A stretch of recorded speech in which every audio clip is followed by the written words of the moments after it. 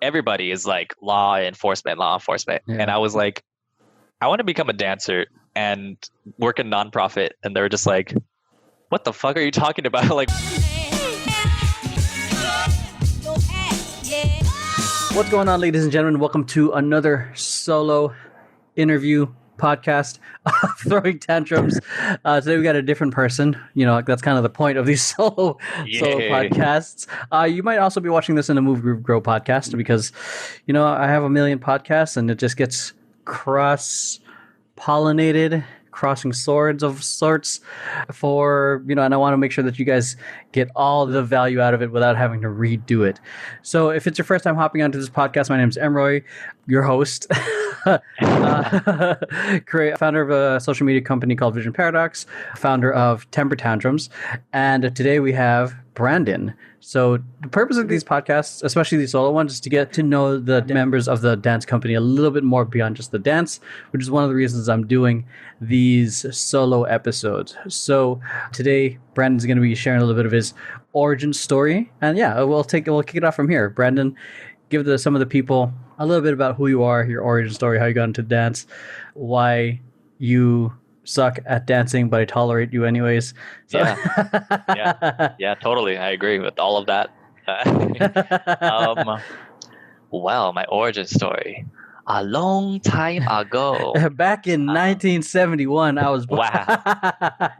In 1968, I was born. My mom and dad met. Back in, I don't know what year, but my parents barebacked and I came. So, hi guys, I am Brandon Burciaga, and wow, my origin. Are we starting from like where I was? Like, how did born? you? No, we don't have to go that far. Maybe like where, I guess, city you were born, and then how you then cut to discovering dance. Got it. Okay, so I was born in Upland, but raised in Ontario. The boring one, not the cool one, not Canada, Ontario, California, where people told me to go back to Mexico all the time, and when people were anti-LGBT and everything else. Prior to all this happening. Yeah, prior to any of this happening right now, it was just the normal in Inland Empire. But yes, I was born there and raised over there. I went to a private school from preschool till high school. It's Catholic school? And I went to Catholic and Christian. Mm-hmm. Wow. Yeah, no, I went to a Catholic preschool. No, a Christian preschool, a Catholic kindergarten through 9th grade, and Christian high school. So, whoa. Yeah, my whole life I was private school. Dang. So you were under like religious rule in a sense, and yeah, totally. So were they? Oh wow! Keep going. I have questions in my head. Yeah, now. Totally. So what happened and what got me into dance is, and this is the reason I'm saying this, is because I went to a little Catholic school in middle school, and it was run by Irish nuns, and they were really strict. But we did have a show and tell day. There you go. And on show and tell, we had this girl that I went to school with named Macy, and Macy, man, she was that girl. She had everything. Like, she was pretty and her family was rich, and she was just like, and this is my award for my dancing, and this is my award for hip hop, and this is my award. And every show and tell, it was like, this is my first place trophy, this is my gold medal for this. And I was just like, oh, I hate that she has everything. So one day I was that dancer that one day I decided to go break her legs. One day I broke her legs, and she no longer dances. No, I'm just kidding. One day I mean, of course, I love music videos. So when I was growing up, back when music videos had real dancing in it, I was always learning the choreography, and I was like, yo, I can kill choreography from a damn like music video, and no one's teaching me. I'm just learning myself, so I can be in Macy's stuff. So challenge accepted. And I went to her dance studio and I took her dance classes, and I was like, where you at now, Macy? I'm in your classes now. And yeah, and actually it was kind of like a natural, and the teacher was kind of hard on me, but he was still like really cool about it. And I was like, you know what? I could do this. But coming from a very strict religious Latino family, they were just like, no dancing. Dancing doesn't get you money. Why don't you do something that's going to get you money in life? So I said, no, F you. And when I was 18, I went to college and I kind of hung out with the like hip hop influenced folk. Like everybody would just kind of sing R&B or danced or graffiti artists and just things like that. So we all kind of just started dancing around and had like little sessions. And then I found my ex who was best friends with somebody in dance. Did she know So that she was your ex at the time? Anyways, so I found my ex who was a friend with their best friend was in a hip hop crew called Groove 57. Oh, yeah. Okay. That was a long time ago, back in 2005. But in 2005, I was like, yo, this is dope. Like, this is like super cool. And it was like the basic, but like real hip hop moves where it was just like, boo, wow. You know, you're just like, oh my gosh, these people are so fire. Body rolls. Exactly. When there was an R&B section for every routine. Totally. And the moves are all the whole counts, like, and 1, 2, and 3, 4. You know, and you're like, oh my gosh. So I was like, I can do this. And I joined. And it's been ever since. My dance career has just been like, it hasn't stopped since 2005. And it went into, should I keep on going into other stuff? Keep going. You have questions? Like I said, there's a couple things that I have in mind, but keep going. Okay. So in Little Ontario, I was dancing in Pomona with this crew, and we were Group 57, and we were just like, yo, our name's kind of dumb. Like, why are we called Group 57? And that was the same with Family Business before it became Family Business. We're like, why did we do this? And it's just like, it was cool at the time. But the real answer is, for those of you old school people who are watching, is because we grooved by the 57 freeway. That's it. Oh, wow. So we were called Groove 57. And I was like, yeah, that's not cool. Like, we're not cool, because we started getting bigger. So we just said, how do we change the name but keep who we are? And we just said, let's just take all the vowels and numbers out, and it became GRV. So that's how GRV became a thing. And Lord, that really launched all my dance kind of stuff. I mean, GRV is a huge, like, world traveling dance hip hop company right now. But it also gave a lot of opportunities for me to perform on so many stages and to really just kind of be one of the pioneering, kind of influencing crews in the street hip hop community, in the dance community at least. So I pursued dance professionally because I was like, you know what, I can do this. And somehow, some way, thank you, Lord have mercy, I booked one of the top agents in LA, Jim Keith. And he used to own what was called DDO, which is now, oh my gosh. Now or MTA? MTA. Else? Okay. Yeah. So who is now MTA. But yeah, I was just like, yo, I booked this.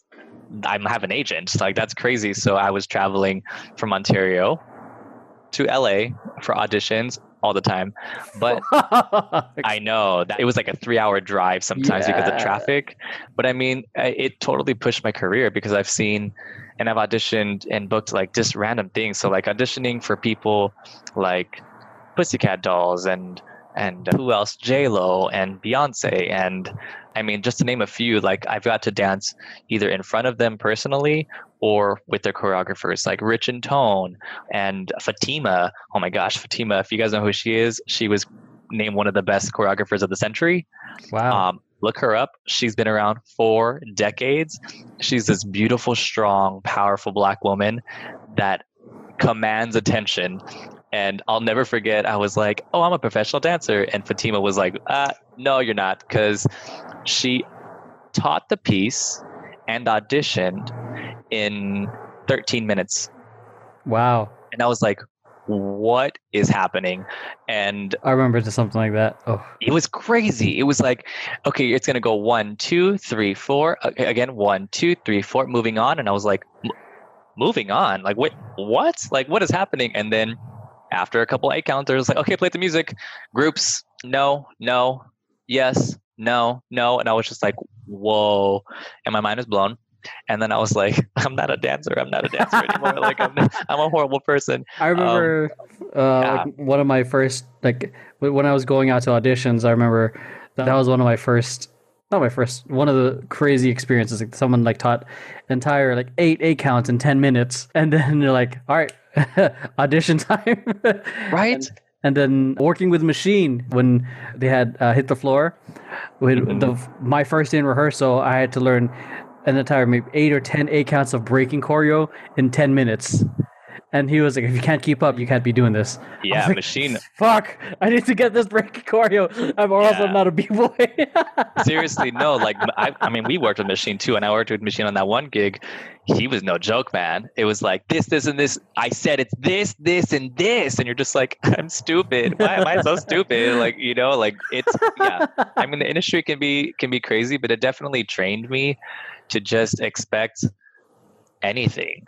Like I've gone to auditions where typecast is a thing, and that's why I kind of had an issue with my old agency at that time because they kept on sending me to all these auditions that didn't fit me. So like when he sent me to Beyonce, I'm like, yo, Beyonce wants like buff, sexy, beautiful black men, and I'm none of the above. So like, don't send me to this audition and like have me, you know, waiting there for hours and auditioning for hours because they're not going to choose me. Like, let's be real.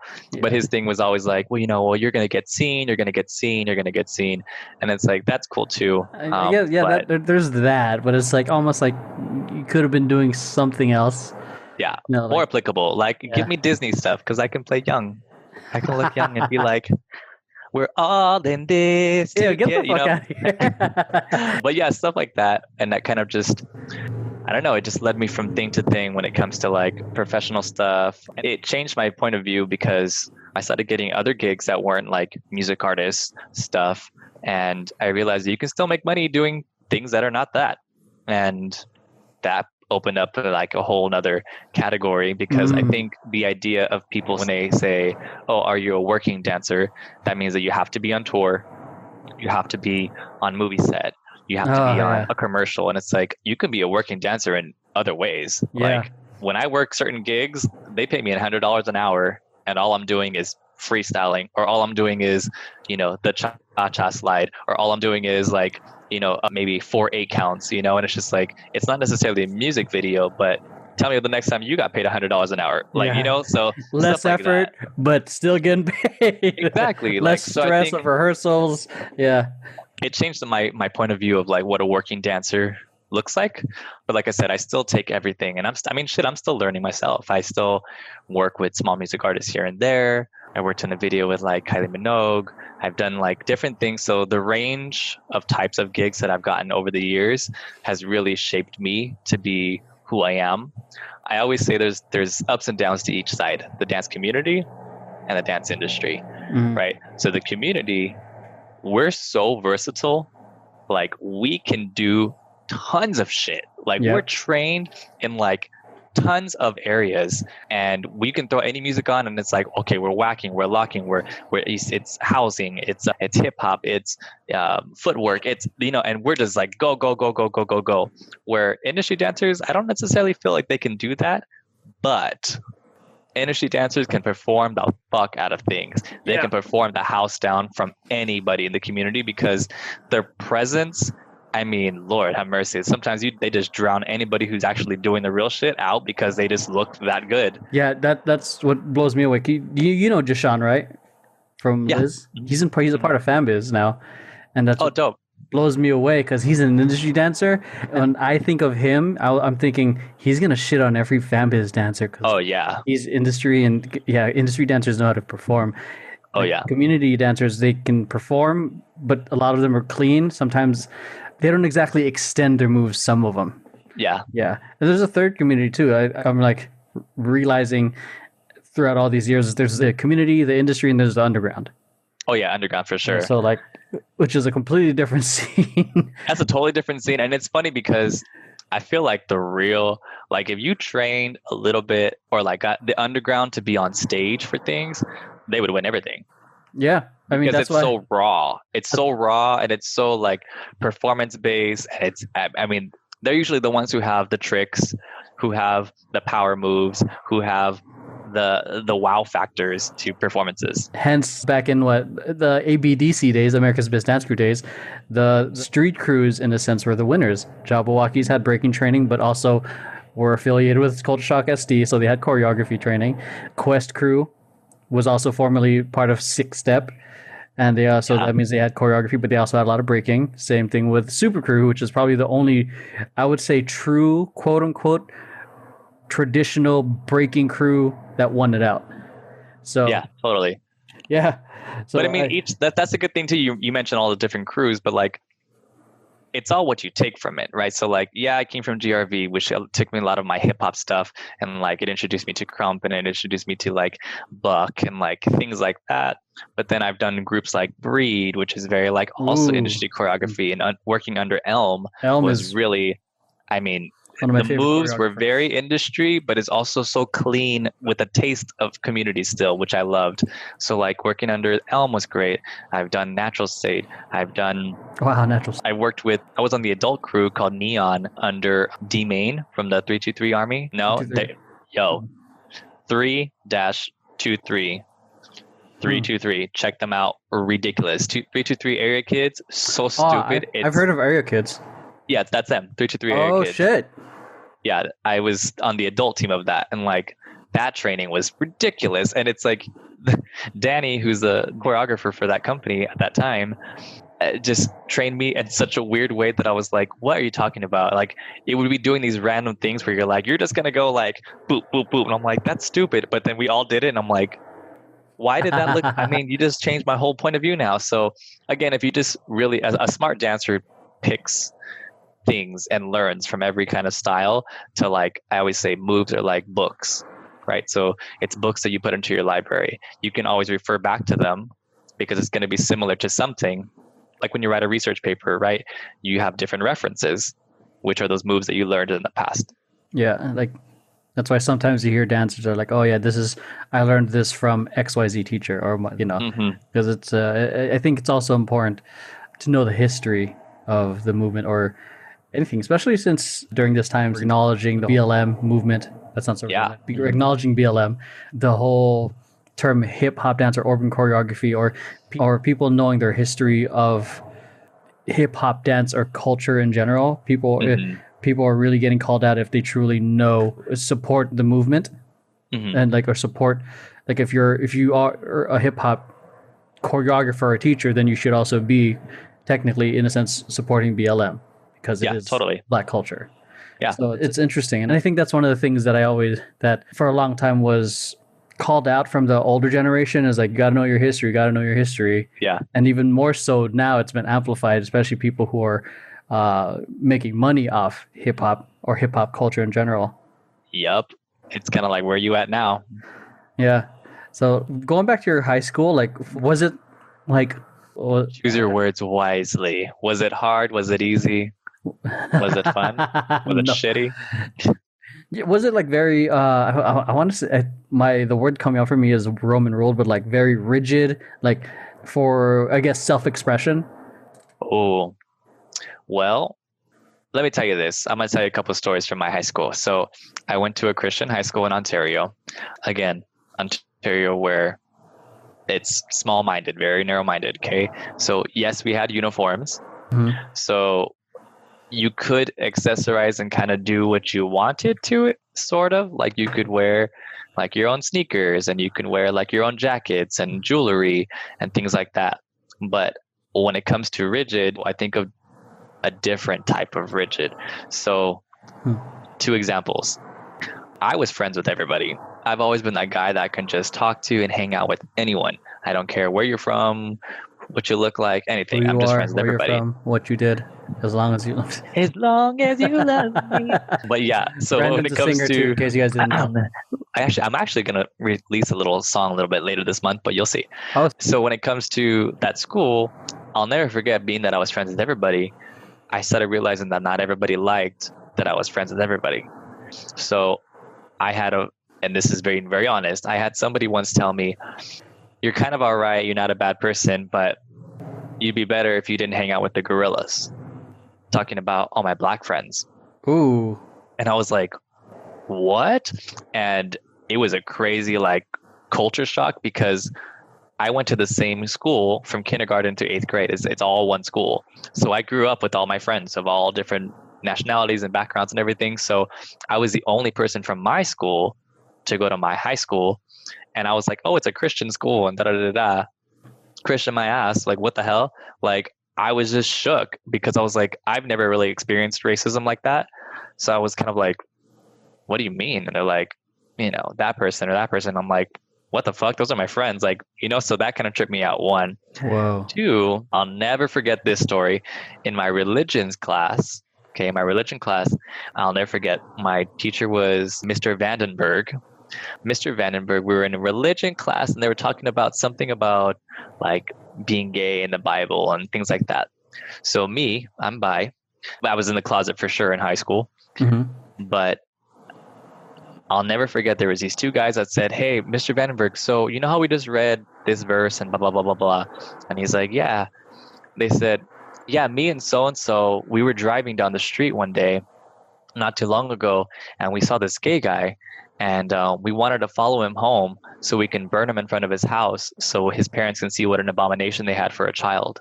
Whoa. And I would say, and the classroom is full. There's probably like about maybe 30 people in the classroom. Fucking. And I would say maybe 2 people were like, shut up, that's not right, da da da. Everybody else was just kind of like laughing or quiet, including the teacher. The teacher I thought was going to be like suspension or go outside or, like whatever. No, he just said, you guys don't talk like that. That's not right to talk like that. And everybody was like making a joke of it. And I was like, whoa, like, this is my Christian high school. Like, this is where in my religion class, of all classes, my religion class, we're talking about God and love and everything. And we just had somebody say they want to burn this person in front of their house. Dude. Like, The hypocrisy. Right. That sounds like a super passive teacher, man. Yeah. Yeah. Fuck. Let's go back to you going from Ontario to LA, or you getting your agent, and like kind of how your parents dealt with you, like choosing to become an artist instead of lawyer or doctor. Like, what was that conversation like? Oh, that's still a conversation. That's the thing. Oh, wow. Yeah, no, it's funny because I love my family, but they are very much so. We're privileged. Like, I come from slight money, so our family, call them whitewash Latinos. So we're Latino, but the thing is, so my grandma came from the barrio, which is like the low-key kind of hood, right? Mm-hmm. But my mom and their generation made their own money, and now they're all like high and mighty. And it's funny because now that they have their money, they're definitely like, oh, we're like white people now. Like, we like made it. We don't need to like, they kind of like almost look down on like the like Mexican or like Latin culture because it's just like, oh no. And I'm like, wait, what? Like, what the heck? Like, grandma was in the fucking barrio. Like, don't tell me what where you guys came from. So when it comes to things like that, not only did they do that, but our family is very like law enforcement based. Like, I have an uncle who's a retired sergeant of the prison. I have another uncle who's retired captain of the CHP. My cousin's a San Diego PD. My sister's a CHP dispatcher for 911.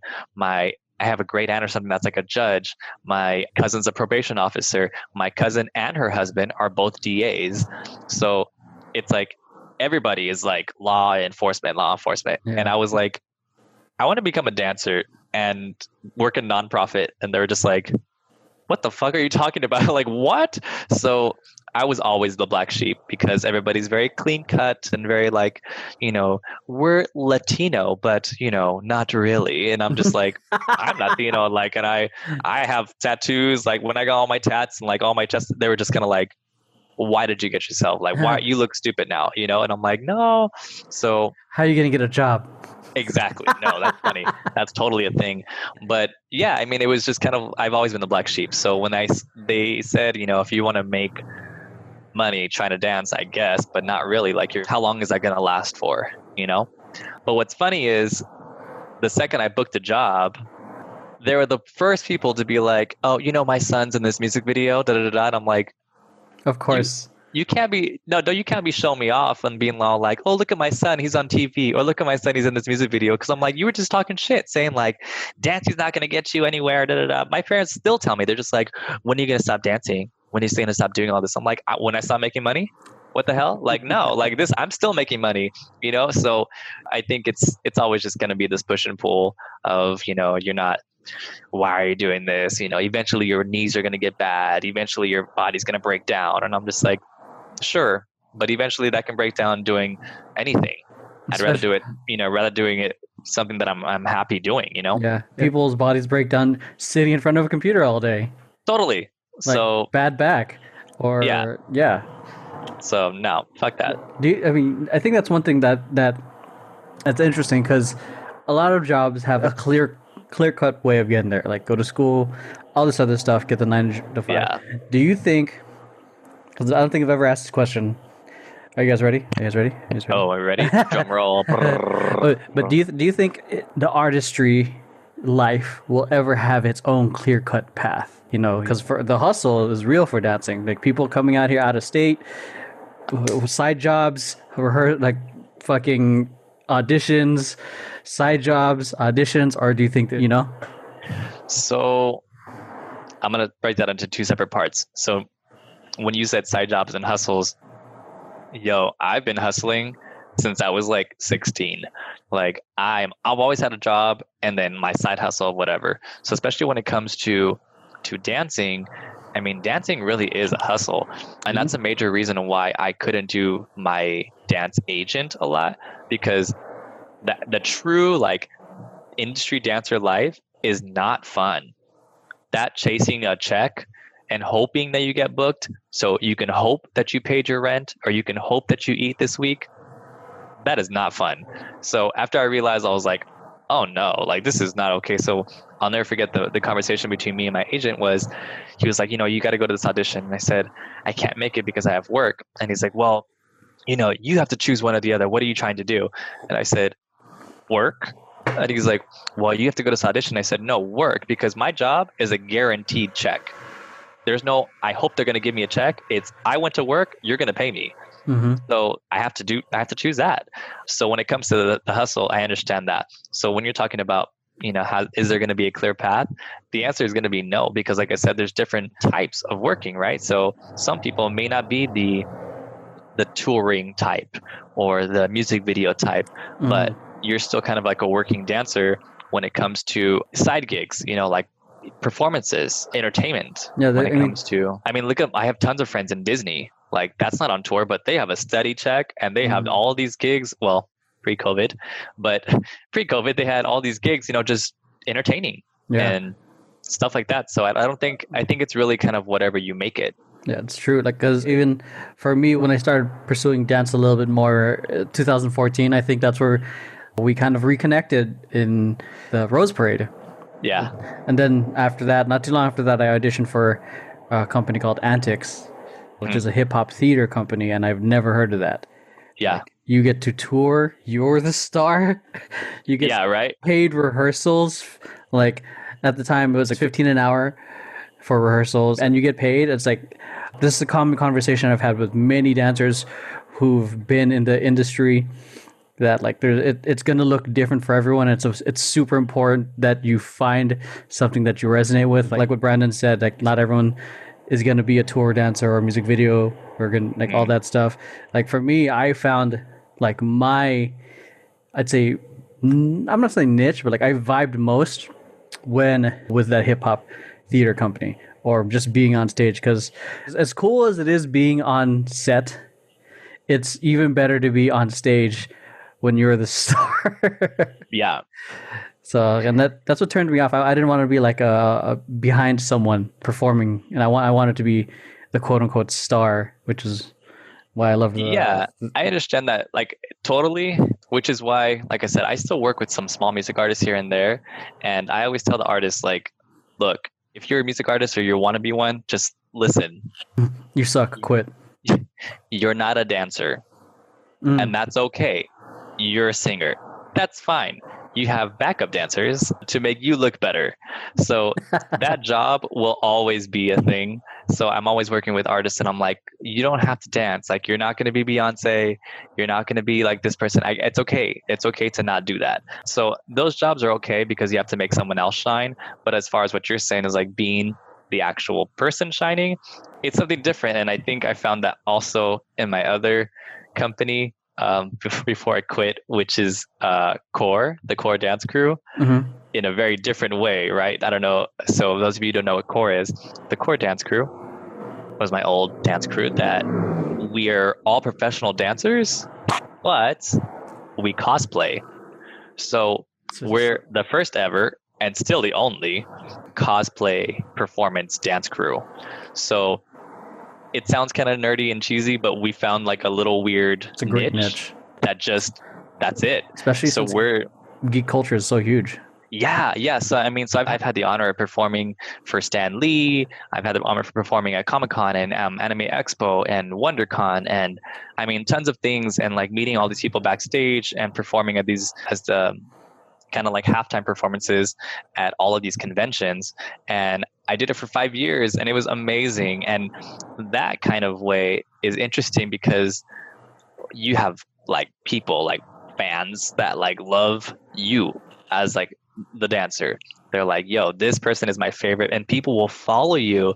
Like, we had our own virtual convention last month, and I was tripping out because a bunch of fans from all over the world got together and made a thank you video to send to us. Wow. And I'm like, what? And I'm talking like different, like somebody was in Israel, somebody was in Germany, somebody was in Japan, and they all edited the video to make a thing for us. And I'm like, I have watch. I have this one fan that like, they like make pictures. You can't really see. They like, yeah, like fan art of like me. I've had people like cry, giving me a hug and just be like, oh my God, I can't believe I'm hugging you. And I'm like, I am literally nobody. Like, I'm just a skinny brown guy in the corner. Like, you can relax. It's fine. Like, let's have a conversation. But yeah, I mean, that's a totally different feeling from like being, a backup dancer for a pop artist or something like that. You're going to look cool, I guess, but nobody's going to be like, oh my gosh, it's Emeroy, the backup dancer for that artist. Like, it's certainly not getting any airtime on the, the focus isn't on you on the Super Bowl performances. And it looks cool, but I don't know, sometimes the gigs don't exactly pay you that much. Totally. It's for exposure. Yeah. So, I mean, that's really badass. Like, that's what I like. I think the genius of Core is like, it's practically dominating a niche. It's the only one that exists, and which makes sense. The fan base, I think, is well deserved. You didn't like the fan art I made of you the other day that I sent to the group chat. I hate you for that. I was like what? Yeah, I think it was that I drew that when my internet was down.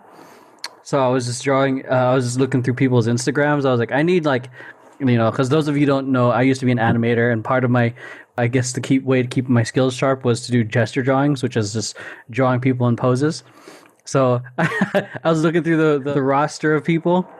I drew you, I drew Jordan, I drew Rika, Jamie, and everyone else's didn't really have good like poses, so to speak. Like, because you guys had like model-ish poses, which was very strong and fun to draw, but people that are like all like peace signs, like boring. So I'm actually finishing up that drawing. I'll send it to you once it's done. I hate you. What? You know what that photo is from, right? That drawing? Oh no, I never sent you the full drawing. No. I just sent you the one of the head and it says I'm better than you. Yeah, I was like, wait, what? I hate you. Okay, I want to talk about your other dance company. Yes. Your millions of dance companies. Let's talk about Foreplay. Oh, yeah. I think that's genius too. Like, Foreplay is... Oh, so let me talk about Foreplay. Come with me on this sexy journey. All right. Oh, should I? Hold on. Cue the sexy. Turn all lights red. Oh, damn. So let me tell you about this. company called Foreplay. No, yeah. So Foreplay it's been a dream of mine for a few years. And of course, of all of all the years that I'm like, hey, I'm gonna have the balls to do it, COVID hits. Yay! It's still gonna happen. It's gonna be a thing. But essentially, I mean, let's be honest, sex sells. So I was like, you know what? I have tons of friends who are like female, like burlesque dancers, or who do like these kind of sexy shows, and I'm like, guys can do that shit too. So what I'm gonna do All is competitive. I know, right? With the guys can do that shit. So no, so I essentially what I'm doing is I'm merging the Pussycat Dolls, but the Vegas one, like when they were working in the bar and it was like Okay. a club show. Yeah, So yeah. the Pussycat Dolls meets Magic Mike. Mm. Yeah, so it's gonna be a little bit more like choreography based, but males, different, all kinds of different styles. So like, you know, I want all shades of males, all sizes of males, all styles of males to just kind of be. But side note, knock on wood, hopefully, I have a proposition for Pride. LA Pride is potentially interested Yeah. in having us be like their Main stage performers. I kind of just like their ambassadors, if you will, for all of their events for their stuff. But they want girls. And they're like, oh, if it's an all guy thing. And I was like, wait, I can do girls too. Hold on. I can make it a girl thing too. I am bi, so I can. Right, me too. I'm bi. I can do both. Sure. No, but yeah, I was like, wait a minute. So I'm actually getting some business plans together to see if they're interested in taking me on, and taking the company on. But it's supposed to be for next year, maybe, hopefully, if it goes through, if they like it. But I mean, that's a whole nother thing too, because of COVID's being extended. So now it's like, It's so unsure when it's even going to end. yeah, So it's just a whole thing. So, yeah. but it's okay, because regardless, it's going to happen, whether it's going to be this year or next year. I'm like, nope, Foreplay is it. It's going to happen. Yeah, that's a really good opportunity. It's a shame because I think it was supposed to happen this year, right? Like, Yeah. Oh man. I already have all the names of people I want to invite to audition, and I have like the songs that I would like to choreograph to. I'm like, I'm ready. I have money saved up for like studio time and everything. I'm like, Nice. I can't believe it just happened like right now. It's good in a sense because now you get to like have a little bit more money ready for the next thing, Totally. refine the plan, and so we can execute it. And in case you guys didn't know, Brandon's also one of the people that fucking pushed me to create Temper Tantrum.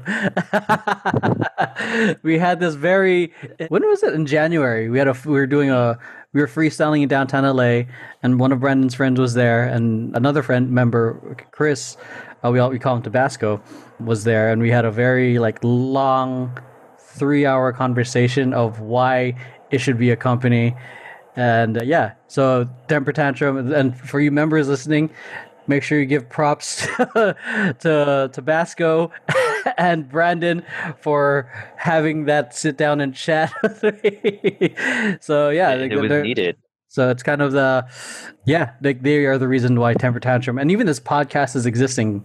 And I view us as like, I don't know, you put it perfectly. We're like a super family friendly company, because the way And you I think, guys I think so people who are listening or watching, I think the thing to keep in mind is, and this is not just for us, this is for anyone, this is even for you. So the thing to keep in mind is, once you find your tribe, stick with it. Your tribe is your vibe. And I feel like it was effortless. Like when it comes to dancers, when it comes to casting for jobs, if you've ever been a choreographer before, you have to cast not only good dancers, but dancers that will mesh well together. Oh yeah. There's been many times that I've seen gigs where the dancers are great individually. They're fantastic as, you know, and then together it's like, what happened? Because you're all amazing, but it's not great, you know? Yeah. And on top of that, you may be great performing wise, and people treat things like a job. I mean, it is a job, but it's different to treat it like a job. Nobody wants to just go to work and come home.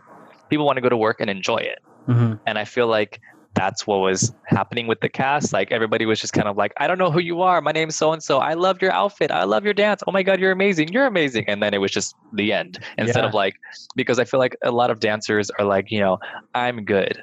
Let's see how good you are, you know, and nobody had that attitude. It was just like, it was the correct amount of talent and inspiration that we got from each other. It was just kind of like, you inspire me to be better. You inspire me to be better. Perfect. Now everything's great. So I think that's kind of why it became a thing. And I feel like that's what people should search for, but then also kind of like use that inspiration. Like, again, first of all, Emeroy didn't want to do this, but it's like, yo, it's right in front of your face. Like, it's right here. Just take it. The opportunity is right here. Take it. And I mean, think about how many times that you've had an opportunity where things just felt right, or you wanted to do it, but you were like, maybe I shouldn't. Like, no, take that opportunity, because, I mean, for God's sake, look what we're in right now. We're in a damn pandemic. So you might not have that opportunity again, like, take that opportunity and take that chance and just really like find what inspires you. You and I know the experience of building something from the ground up, especially with dance companies and crews. Yeah. And I think you're definitely on point. Like, it's right there. It's almost like when you're talking, it's almost like, people get into these relationships or it's like, oh, is it too good to be true? Yep. And they self-sabotage it before they even give it a shot. You teased about a song coming out. I'm not bringing that up exactly, but I think when we did another previous video, you said you used to do singing. Yeah. So before I was a dancer, I was a singer, and I went to school and I had all my scholarships for singing. And oh shit. Yeah. And when I actually got into college and everything, all my medals, all my awards, everything was for singing. And then when I found dance, like I said, and when I was 18 and I graduated high school, I was like, I like dance. And my parents were kind of like, wait a minute, hold on. And I was just like, I think I like dance. And they're like, well, that's good, but you like singing. So let's go back. And I was like, I think I like dance more. And they're just like, you have all your scholarships for singing. Like, you cannot just stop. I was like, watch, I'll stop. So I just completely stopped, and I pursued dance because I was like, yo, I can find more jobs dancing than I can singing. So I just pursued that more. But I feel like that little hole is missing. I sing all the time in my car or like out and about. But I have a few friends who are on Broadway. Oh, hey. I have two friends, a really close friend of mine who's amazing. She and her boyfriend were in Wicked. My friend actually was Fiyero. If you guys have ever seen Wicked, so Fiyero is the main guy character. He was Fiyero in Wicked. And they live not too far. They live like 10, 15 minutes from my house. And we were just talking last week, and he's going to help like record and produce like a cover song that I want to do. And I'm like, I'm ready. And I've never posted a singing video ever, but I'm like, you know what? Now's the time. I always want to go back to my roots. Like, I want to go back to singing, and he's going to be playing the guitar for me and producing and like recording my stuff. So we have to just figure out, well, first of all, he has to learn the music. And then second of all, I have to figure out a time or a day I can go over and record. And I'll be posting that soon. So I'm kind of like nervous because I've never posted a singing video unless it was like from my old school choir when I was like younger. But yeah, I've never posted that. So I'm kind of scared, but kind of excited because it's my old joy, my old inspiration. Yeah, that's great. That's wild. I'm guessing you stopped singing before the whole social media thing became huge, huh? Yeah. Back in my day when I was singing, it was still MySpace. Oh, yeah, okay. Then MySpace, prior to MySpace becoming a real big music thing, what do you call it? What kind of music would you normally like to sing? Like, if you pursued it, would you be R&B? I feel like you would be an R&B singer. It's funny. So we talked about this in the other podcast. So my old school origin from when it comes to singing was like pop rock. I was more like my tone, I sound very like Yellow Card. Oh, yeah, that's right. Because I remember in the last Rose Parade, you started singing Way Away. Yeah. Or Ocean Avenue. Ocean Avenue, yeah. Like, I was thinking that too. I was like, damn, he's good. Yeah. So that's where my voice actually kind of like sits. And it's funny because back in the day, side little note, I used to be in a band called Initial Purpose. Was it emo pop? It was emo pop. Like emo, yep. Yeah. It was Initial Purpose. But yeah, that's where kind of like my voice sits.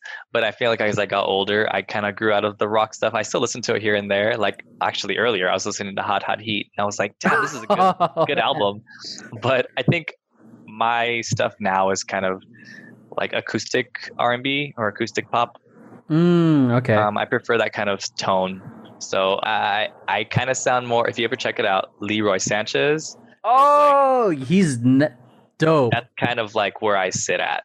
I'm not as gorgeous or as extremely talented as he is, but I try to be, and that's my training. That's my goal, is to be like, okay, I can be the American Leroy Sanchez, The American Leroy Sanchez. because he's like Spanish. I think he's Yeah, from he Spain. is. Yeah. Yeah.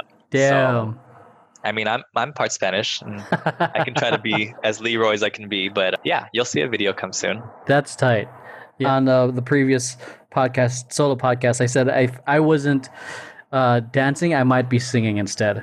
Hey. But I never trained singing. It's just something I thought, like, it's another kind of performance art that I would Totally.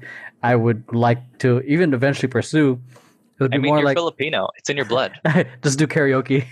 Yeah, you just need like a random background of like cows or something. And just, like, or seriously. Yeah, I would be doing either same thing with the acoustic pop or folk. Oh, okay. Yeah, because I like more the acoustic music. For me, it's just is soothing for the soul. But yeah, that's so. If this video does well, because it's probably not, because I'm gonna get a whole bunch of fake accounts and shit on it and dislike it. So, but anyways, if it does well, would you be doing more? Do you see yourself doing more, or even more to do creating more music or originals? Yeah, and it's funny. It's funny they say that, because when I was younger, I used to write songs all the time, and then I just stopped. Like I said, I started pursuing dance really hard. So I was thinking about that. So I definitely want to get more kind of feel of like, do people like me singing, or am I just like a dying cat in the background that I'm like, maybe I sound good, and it's just like, I don't know. Do you think it's like false like support? Like your friends are only saying it's good, but like yes. The rest of the internet that doesn't know you will see. They'll tell you the truth. Because the internet don't lie. They're just like, look at that skinny, ugly fool. He can't even sing. He sounds like fucking dying car. And I'm like, I do sound like a car. Like, I don't know. So yeah, we'll see. And then eventually, if that goes well, then yeah, maybe I'll get inspired to start writing again. But I mean, at some point I'm gonna have to, because dance, as I'm getting older, dance isn't always going to be an option. So that'll be a nice little outlet for me. Would that be, once your body, I guess, disagrees with dancing, would aside from the singing, what would you be doing? Like, would you still be involved with dance, or would you be like, peace, I did my thing, I'm a No. I stick to my brand, my hashtag, in aspire to inspire. That was I feel like be a little bitch. No, that's your hashtag, you stupid motherfucker. Yeah, that's fine. No, but no, I definitely want to stay involved. I think it makes a difference when you have like a mentor, right? So like I would love to have my own studio. That's actually my end goal, is to own a dance studio, and to really be involved, and not just like, oh, it's my studio, I own the building, bye. Like I actually want to be like involved, with like the dancers, and like I really want to get back to training like kids again, training teens, because that was like where I grew up. I trained teens for 8 years. So I want to get back to that and really kind of inspiring the youth to just be better. Dude, that I think is probably one of the best, like the most undervalued positions as a dancer. Because you're making such a huge impact. Because last week I did a podcast with old junior students that I had. They're like 13 and 16. And they told, like, and now they're like 23 and 26. Mm-hmm. So like that was a mind-blowing interview, saying like sharing their perspective of what it was like, how the lessons we taught them, and how they implemented to growing up. And like that just to me means like, because I love teaching kids, there's a fulfilling aspect to it, even though you don't get paid for it. Totally. So and then because you plant these seeds that you see, like, I mean, because we're in the industry still, we're still in the community, you see them and you see them grow. Like yesterday, I'm not even gonna lie, yesterday, one of my kids, who actually was one of my like most struggling kids, like he struggled so much. He sent me a video yesterday of him on a music video set in New York. Whoa. And he was just like, my kids used to always call me mama. So he was like, mama, look. And I saw a video and I was like, and I saw him kind of like freestyling, and he's so timid in the beginning. He was just kind of like, no, I'm not that good. And he wasn't, but he got better. And watching him on set, in New York yesterday, I was just kind of like, my kids still keep in contact. Whenever they do things, they're just like, Mama, look. And when I say Mama, they're like in their 20s now, like, and I'm just like, I'm so proud, like, that they still feel connected and kind of just be like, look what you've done, look what you've done with me, or look how my training that I got from you has got me, so I love it. It's amazing. It's fucking cool, man. Because kids think differently, and we see their evolution of like, you're small, but you also needed a lot of work. Yeah, seriously, a lot. And then now seeing them as adults, it's like, because now it's like you don't have to tailor your way of talking. You can be a little bit more casual. Oh, I was always casual with my kids. So I think I was too, actually. I just had to be mindful of the parents when they were around. The parents of my kids, they knew me. I would just be like, look, little shits. We're going to do this and that. And everybody would be like, did you just say little shits to your kids? Yeah. And that one right there is a little shitlet because he's smaller. And they're just like, oh man, I would have gone fired so quick in that studio. So especially, did you ever work at, okay, bleep this for later, but did you ever work at? No, I mean, I taught a class there, but I never worked there. Okay. Place was, they were very strict in terms of their code of conduct. So and we were called out. Yeah, and then this one time I got in trouble because I played Tupac, Hit 'Em Up during a fan biz rehearsal, but there were kids still outside, and the parents got so pissed. It's my rehearsal. I don't give a shit. What the hell? Oh yeah. Oh god. Tell me about why you're a terrible dancer. No. For your, I'd say, professional dance career. Okay, don't give me that fucking look. So, what did you initially imagine when you started pursuing dance? Like, music videos and all this stuff. Like, what was your original vision or dream? And then, I think you told me the shift already, that things that happen. So, I guess we'll just stick with that. What was your original dream? My original dream was to backup dance for major artists. And quickly, I realized I'm not that tall. I'm not that sexy or buff. It's not going to happen. So, yeah, I mean, it's a thing. And I think when it comes to the industry, like, you have to have tough skin because you're going to get way more no's than you are going to get yeses. Yep. So it's always going to be you're too this. You're too short, you're too thin, you're too dark, you're too fast for the music. It's going to be a little slower. You're too whatever it is. Or you look too much like that guy. So we can only have one of that guy and you're the second one. So we can't, it's always going to be something. So I feel like the idea of no has to be something that you're ready for. So I kind of grew into that of like, okay, what I did realize was I was keeping up with the people who were getting picked. So that's where the switch started to happen of like, okay, I might not get booked for this job, but I'm definitely not the people who got cut in the first round. So I'm better than that, and then when I got to the second round, third round, sometimes even the final round, I'm like, okay, so there's something here because I wouldn't just be shitty and be here, and then I started going towards things more where it wasn't like, you have to be big and buff. It was just kind of like performance things or like TV things. Like I did a TV pilot where I had to just play a dancer and I kind of freestyle dance. Or when it came to like street styles, a lot of street styles the industry dancers didn't quite know, but community dancers do. So things like that where they wanted a little bit more street looking, a little more urban or things like that. And street. You know how I like it, baby. Straight street. So when it came to stuff like that, like I was doing better. So I think that played my role, and I kind of found the niche of like, okay, that's what I can do. I typically look younger than my age. So when it came 40. To, I am not 40, you asshole. When it came to booking jobs for like younger things, where I had to play like an 18-year-old or play like a 21-year-old, I was like, I can do those because I have the body and the shape of a young or younger guy. So sure, that's why I was like, send me to Disney stuff, send me to whatever. Like those of you who remember old school Ashley Tisdale, like getting casted for that stuff, getting casted for like things like that made sense for my look. So again, I just kind of found my niche and was like, what am I good at? I know that I'm not 6'2" muscle bound model. So what can I do?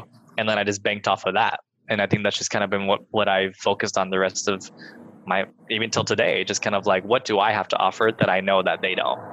In terms of getting gigs, how much would you have, like, how important would you say is networking a lot and not just auditioning?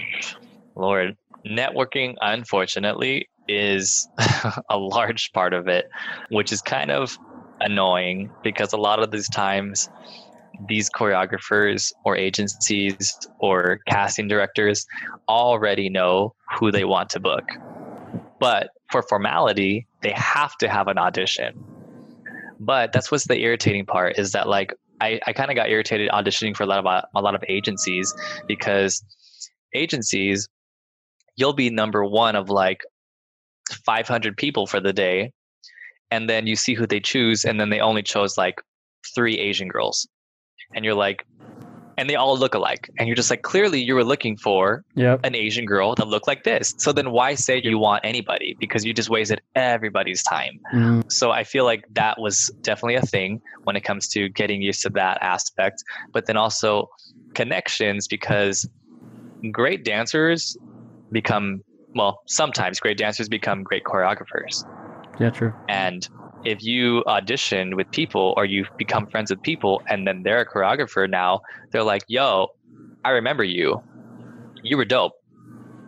I mean, that's a lot of my jobs as I got older, is because I knew the choreographer and they're just like, yo, you can totally keep up with us. Like, yeah, I'm booking you. Like you can come to the audition because we have to come to the audition, but I'm going to book you. You know, so it came to things like that where it is who you know, not only casting directors, but like I said, people become bigger things. And it only takes one job to get started on something, you know? True. So it may be a small project that they're choreographing now, but next year they might be a music artist. It may be, you know, a TV show. It may, who knows? Yeah, I like that you said you need one yes, because it's like this. It's really just, it's a numbers game.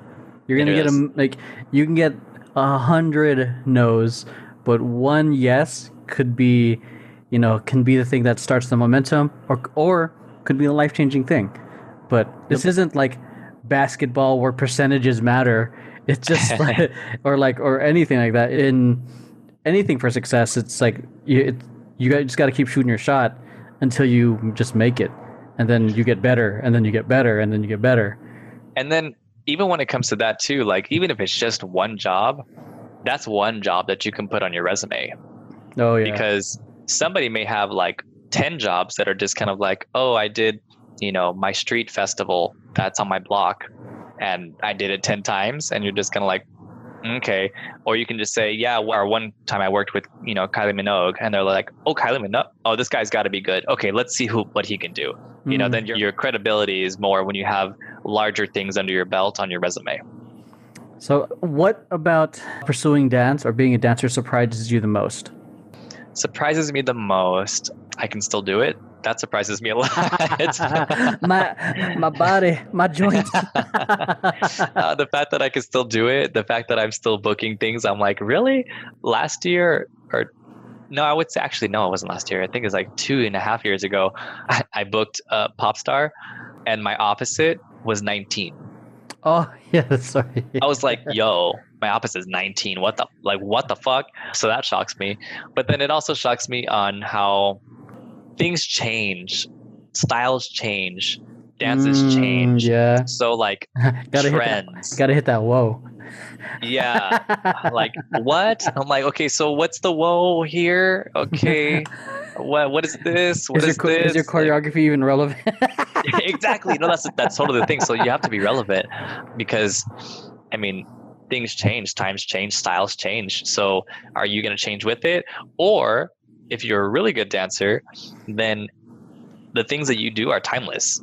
You know, because there's some old school videos that I watched from like 2005, 2006, and I'm like, that would smoke any performance that I see today. So it's like there's some dance things and styles that are just timeless, and that's when you can tell you're a real dancer. Because speaking of real dancers, let me touch on this topic. Okay, take them to church. Dear TikTok people who can move, as you listen, I'm not calling you a dancer. TikTok people who can move. So if Trump bans TikTok, your career is gone. You're no longer a dancer. Like, it's so irritating. Like, all of these moves, everything's really basic. Everything's super basic. Like, I'm just like, what? Like, since when did that make you a credible dancer? Like, that is not, like, if you did that in a freestyle circle, that wouldn't even get props. People would just be like, interesting. Like, nobody would even be like, oh shit, did you see that arm thing you did? Like, no. Everybody would just be like, what? So no, that's not, you're not a dancer. That's you can move. You can keep a beat. Good job. But dancer, you are not. Now, there are some dancers who post videos on TikTok. That's a different thing. So there's a difference between people who dance on TikTok and people who are dancers that post a video on TikTok. There's a difference. It's very similar to like how when fanbase would do locking and these street styles, there's dancers who are doing breaking moves or dancers who are doing locking moves. Yes. And then there's actual b-boys and actual lockers. Yes. So there's absolutely. There's context, and it really plays into it. Absolutely. It's like the only reason we're breaking for fanbiz is because we needed it. We're competing with it. Same thing with some people on TikTok. The only reason they're on TikTok, some people are just because I have a social media company. It's been one hell of a platform for it to be on. It's probably the most self-expressive platform because there is no have to be naked kind of requirement like in Instagram.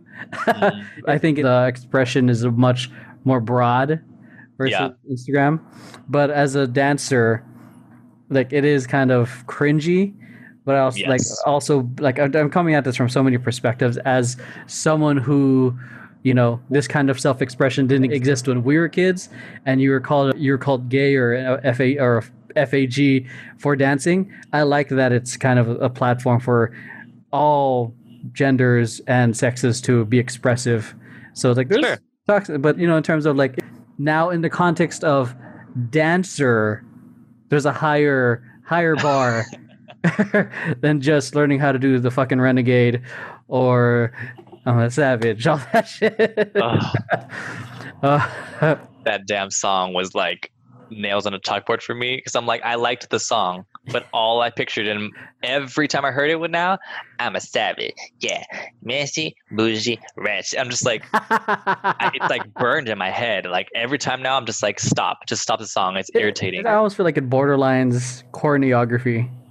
Borderlines? It is choreography. What the heck? Like all of this shit is choreography. Okay, I guess I'm being nice on that. This one. What advice would you give to your younger self? Ooh. And don't become friends with Emeroy. Run away. Work out more when you're younger. Grow taller. Grow taller and work out more so you can book better jobs. Lord. Honestly, I'm all about experience. So I would say nothing. I don't regret anything. So I never say, oh, I want to change this because I'm just like, no. Like everything happens for a reason. And I mean, my biggest thing is there's always a lesson. In everything there's a lesson. Sometimes it's bad, sometimes it's good, but it shapes you to who you are.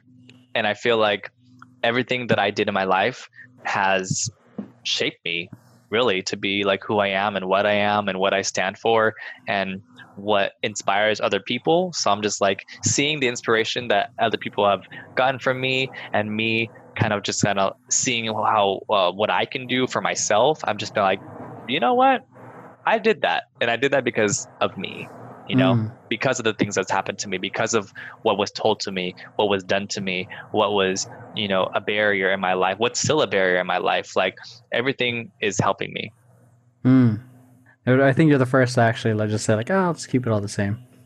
Yeah, no, keep it the same, man. Yeah, probably because I'm just kidding. I'm not gonna fuck it up for the something. Don't Don't fuck it up. All right, keep so it positive. I'm gonna throw 10 rapid fire questions as a rapid fire segment. Let's go. This is what we do towards the end of the show. What color is your toothbrush? White and green. White and green. Are you a morning or night person? Night. Night? No, that's so fucking true. Yeah, I'm not a morning person. I hate morning. I'm just like grumpy, like, oh, no, shut up. Who have you met that you wish you hadn't? Oof, nothing. Remember, it sticks to all what I just said. I don't regret anything.